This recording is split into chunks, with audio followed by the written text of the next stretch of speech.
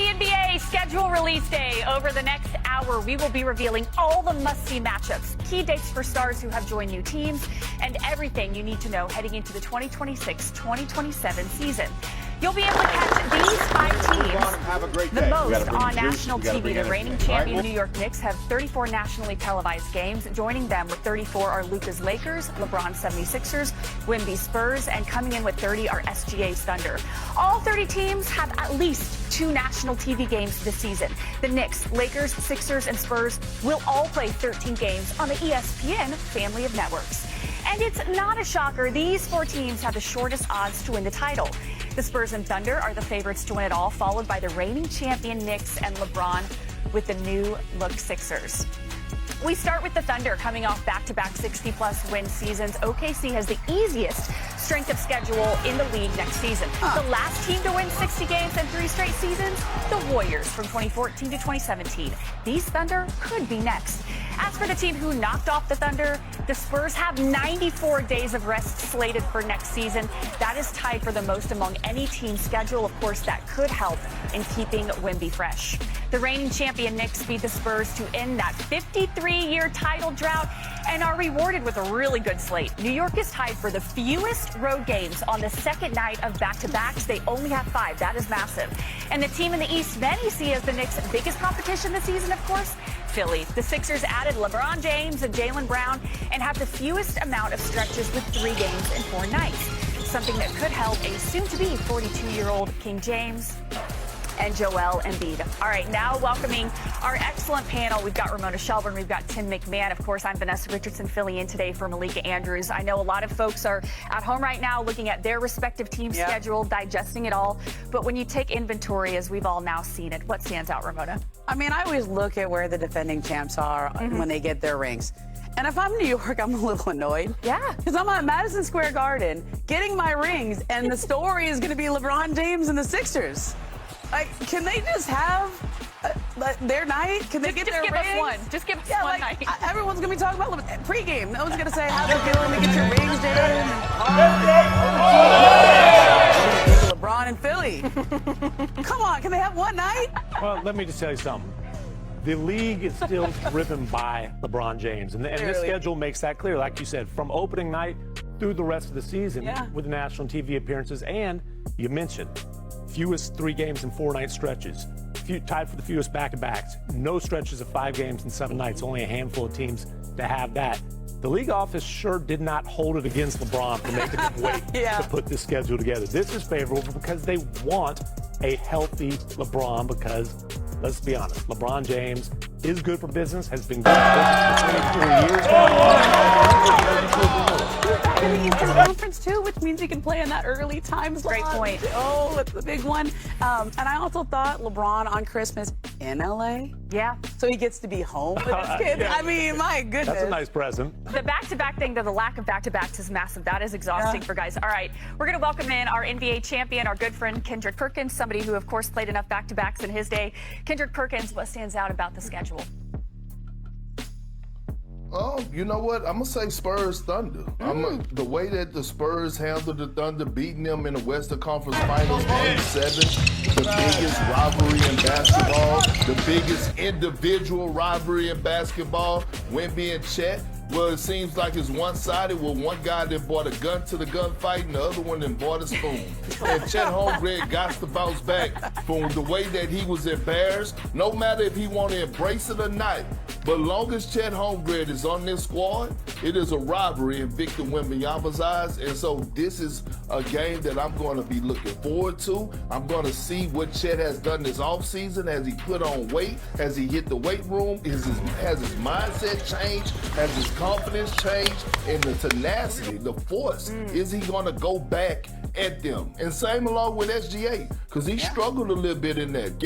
Are you going to be able to get Stephon Castle and the rest of them dogs off of you so you could be able to get back to being the Shea that we know and love, the 2-time MVP?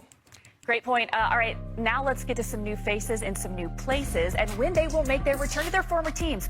Starting with the King. After 8 seasons in the purple and gold, LeBron will be back in L.A. You heard us mention it on Christmas Day, this time with Philly.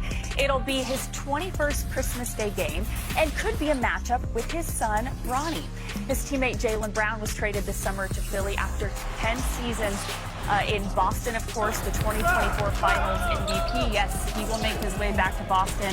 That could be an interesting return on January 21st to face Jason Tatum and the Boston Celtics. Remember, JB hasn't really talked to JT since the trade, he said in that press conference. Sticking in the East, two-time MVP Giannis Antetokounmpo will return to where it all started in Milwaukee on January 28th. The 10-time All-Star 2021 Finals MVP spent 13 years as a Milwaukee Buck.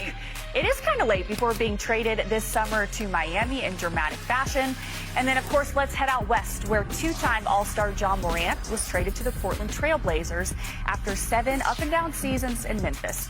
He makes his return on February 6th, and he only played, keep in mind, in 20 games last season. Competing every day. He is, though, expected to be fully healthy coming into the season.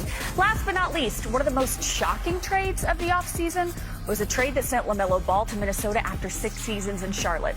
Ball will be back in Buzz City on February 15th after coming off a season where he led the Hornets back to the postseason for the first time since 2016. Obviously, we are awaiting a decision on Kawhi Leonard's trade to the Toronto Raptors. But Perk, when you look at this, which return are you looking forward to the most this season? A lot of really big guys, a lot of superstars in new places. Well, I know y'all all familiar with the classic movie by Martin Lawrence. It's a thin line between love and hate. That's the first thing that comes to mind when I think about Jaylen Brown and the Boston Celtics, because we know he loved the community. But you can't sit up here and tell me that it's not hate when it comes to this organization and the way things ended. And thinking about him going back to Boston, facing Jason Tatum, him and Jason Tatum not communicating, him and Jason Tatum somewhat the same size, playing the same position, I'm here to tell you, Jaylen Brown ain't ducking no smoke. And 9 times out of 10, he's going to be guarding Jason Tatum. Do y'all remember when when Kevin Durant went back to OKC? Do you remember the noise talking between Russell Westbrook and Kevin Durant? That's what I'm expecting on the floor between Jason Tatum and Jaylen Brown. Those two guys are going to want to tear each other's heads off, and rightfully so. They've all been very respectful of each other. I think Jason Tatum put out a nice Instagram post, and Jaylen Brown was very respectful. Professional. Yep. Okay? But, you know, my mom once told me the opposite of love is not hate, it's indifference. Okay? And I think that's kind of what we've been seeing between these two. Everybody's being nice. Everybody's being nice right now. On the court, I think you're right, Perk. That's not going to be nice. Yeah, I don't think there'll be the blatant animosity that you saw from Russ. Because, look, Jason Tatum put out some fluffy Instagram post. He didn't post cupcakes, right? Okay, pretty big difference there. Now, I'm curious, though, how much passive aggressiveness there is. What's the pregame handshake going to look like? Is there going to be any sort of interaction between them? And I do fully expect Jaylen Brown to come out there trying to rip the Celtics' heads off. I expect him to go out there trying to show up his former team, the franchise that dumped him, despite the fact that he helped deliver another banner to the rafters in Boston. Perk, how much will Jaylen Brown go for? He's going to go for a season high, go for a career high?